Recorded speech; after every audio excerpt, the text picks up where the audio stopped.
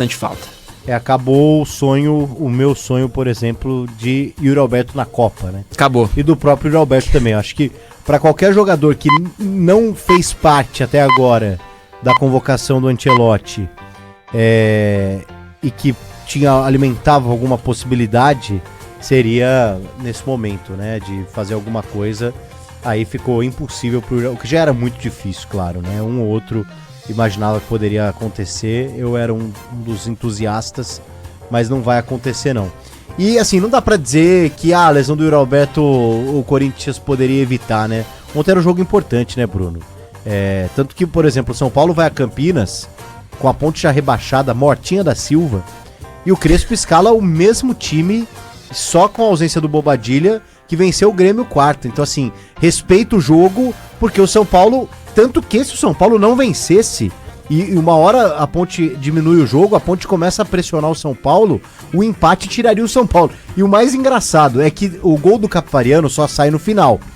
Mas, se a Ponte, por exemplo, tivesse empatado o jogo, e aí o gol do Capivariano saindo no final, a Ponte classificava o Guarani.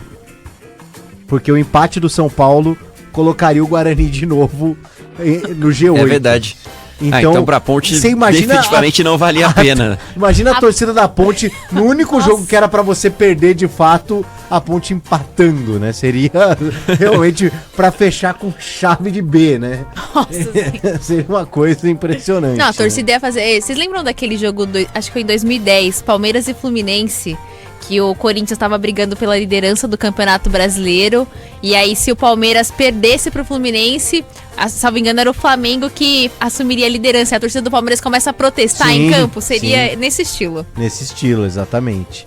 Então, era um jogo que o Yuri tinha que jogar. O Dorival até depois explicou também a situação do Memphis, né, Bruno? Dizendo que aí sim faz parte de um esquema de preservar alguns jogadores. Mas a pergunta que fica, né? Até quando vai esse esquema? Porque por enquanto, beleza, tem uns jogos que dá pra preservar, no Paulistão e tal, mas será que ele vai manter esse esquema no Brasileirão, nos jogos que vem pela frente? Por exemplo, tem gramado sintético na quinta-feira, será que o Memphis vai jogar? Agora o Corinthians não tem o Yuri Alberto também, que é mais um jogador importante. Tem que ver como é que vai ser essa administração do Memphis e de outros jogadores ao longo da competição. O Corinthians tem algumas boas notícias em meio a muitas ruins, porque o Bidon tá machucado. O André também estava, mas ele se recuperou de forma muito rápida e conseguiu jogar e fazer o gol ontem, o que foi surpreendente. E o Garro tá jogando bem, cara. O Garro assumiu ali a função do Bidon novamente e tá jogando bem. É uma boa notícia pro corintiano, mas nesse saldo ainda é negativo, né? Ainda é muito ruim porque que você perde jogadores importantes. O Bidon e o Yuri Alberto são os dois principais jogadores do Corinthians no ano, na minha opinião, ali junto com o Memphis. Então são caras que vão fazer falta demais. E aí os caras vão ter que render, vão ter que aparecer. O Alan, por exemplo, foi titular, jogou bem.